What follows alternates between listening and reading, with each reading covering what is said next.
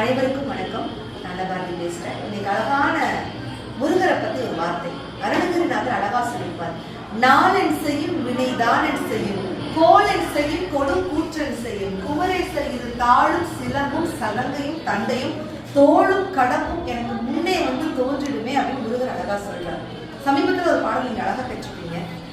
அடி மீது அடி வைத்து அழகான நடி வைத்து விளையாட ஓடிவா முருகா, என்னோடு சேரவா முருகா, உன்னோடு சாய்ந்தாட உடல் இங்கு தள்ளாட உயிர் மெல்ல இங்குதே குமரா, உன்னை காணும் ஆசைதான் குறைவா, கண்ணோடு ஒளி இல்லை வழி காட்டவாவா, என் மூச்சு எனதில்லை உனக்காக தெய்வா,